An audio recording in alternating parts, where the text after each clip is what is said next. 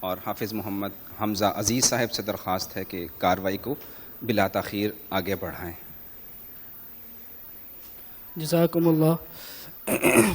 جیسے کہ آپ سب احباب کے علم میں ہے کہ الکاف ایجوکیشنل ٹرسٹ نہ صرف لاہور، کراچی، گجرانوالہ میں کام کر رہا ہے،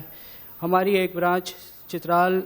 کے دور دراز اور پسماندہ علاقے میں بھی اپنا کام کر رہی ہے۔ وہاں کے رودات کے لیے میں دعوت دیتا ہوں جناب مفتی میر حسام الدین کو کہ وہ تشریف لائیں اور وہاں کے اپنے حالات بتائیے۔ جزاک اللہ۔ الحمدللہ وحدہ والصلاة والسلام على من لا نبی بعدہ وعلى آلہ واصحابہ الذین اوفوا عہدہ اما بعد فاعوذ باللہ من الشیطان الرجیم بسم اللہ الرحمن الرحیم والذین اجتنبوا الطاغوت وانابوا الی اللہ لهم البشرى فبشر عباد الذين يستمعون القول فيتبعون احسنه صدق الله العلي العظيم وصدق رسوله النبي الأمي الكريم ونحن على ذلك من الشاهدين والشاكرين والحمد لله رب العالمين۔ انتہائی ذی وقار و ذی شان صدر محفل، مقتدر و معزز علماء کرام اور انتہائی باعظمت ساتھیوں، بزرگوں اور طالب علم ساتھیوں، اللہ جل جلالہ عم نوالہ کا کروڑہا بار شکر کہ اللہ رب کریم نے آج ہمیں اپنے بڑوں کی سرپرستی میں ایک دینی، علمی اور اصلاحی مجلس میں شرکت کی توفیق عطا فرمائی۔ وقت کے اختصار کو مد نظر رکھ کر اولاً بطور تمہید یہ عرض اور درخواست بھی ہے کہ ہم سارے شرکاء اس مجلس میں پورے ادب اور اخلاص نیت کے ساتھ آخر تک بیٹھنے کی کوشش کریں۔ بڑوں سے ہم نے بار بار سنا ہے اور ہمارے اسلاف کی کتابوں میں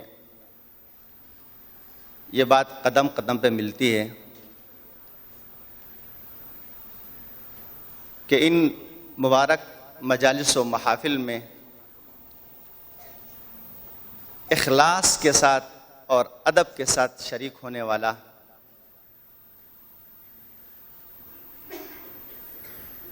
انشاءاللہ کبھی نامراد نہیں ہوگا۔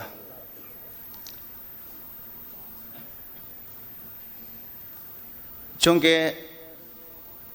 جیسے کہ اسٹیٹ سیکرٹری صاحب نے وضاحت فرمائی، بندہ چترال سے ذمہ دار ساتھیوں کا ایک وفد لے کر شریک محفل ہوں، اور تقریباً اکثر حضرات جانتے بھی ہیں کہ چترال کے پی کے کا ایک بہت ہی دور افتادہ ضلع ہے، اور یہ ملاکنڈ ڈویژن کا رقبے کے اعتبار سے سب سے بڑا ضلع شمار ہوتا ہے۔ مذہبی حوالے سے تقریباً 72% آبادی سنی ہے، جو کہ الحمدللہ خالصتاً حنفی دیوبندی ہے۔ باقی ماندہ آبادی آغا خانی اور کیلاش برادری پر مشتمل ہے، اور گرمیوں میں پاکستان کے اندر جو گرمائی اور سیاحتی علاقے ہیں اس حوالے سے بھی چترال کا اپنا ایک نمایاں نام ہے۔ البتہ یہ بات کہ جو پہاڑی علاقے ہوتے ہیں زمینی اعتبار سے، موسمی اعتبار سے ان کا اپنا مخصوص مزاج ہوا کرتا ہے، جہاں پر اکثر غربت، وسائل کی کمی اور رجال کار کا فقدان جیسے مسائل پیش آتے رہتے ہیں۔ الحمدللہ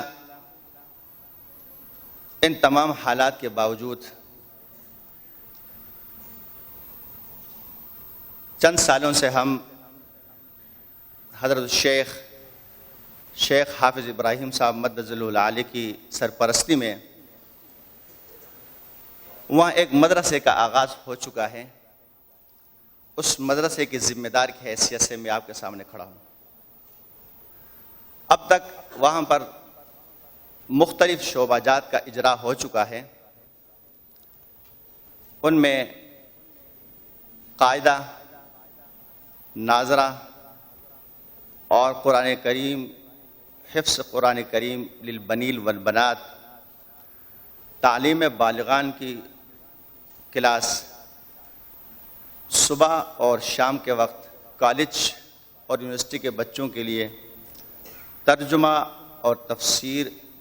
قرآن کریم کا بندوبست، اور الحمدللہ جو حفظ کا پورا شعبہ ہے وہ رہائشی بچوں پر مشتمل ہے۔ ان کے لیے باقاعدہ رہائش کی تمام سہولیات اور ضروریات وہ مدرسے کی طرف سے فراہم ہوتے ہیں۔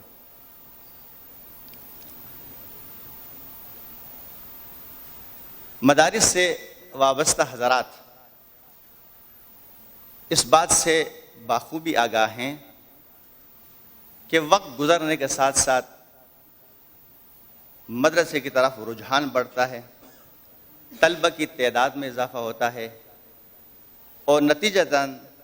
مدرسے کے تقاضے اور شعبے بڑھتے چلے جاتے ہیں۔ ان حالات میں اس وقت جو فرسٹ فلور ہے اس میں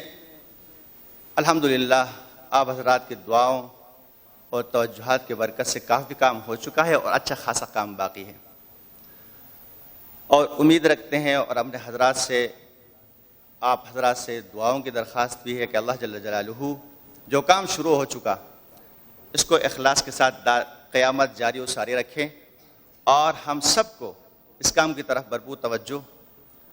اور ہمت اور اعانت کی توفیق نصیب فرمائے۔ اور آخر میں اپنے ساتھیوں کی طرف سے، چترال برانچ کی طرف سے خصوصاً حضرت الشیخ اور تمام شرکاء کو دل کی گہرائیوں سے خوش آمدید کہتا ہوں، اور اللہ تبارک و تعالی ہماری ان کوششوں کو ہمارے بڑوں کی سرپرستی میں اور ان کی رہنمائی میں قدم قدم ان کی رہنمائی پر چلنے کی ہمیں توفیق نصیب فرمائے۔ وآخر دعوانا الحمدللہ رب العالمین۔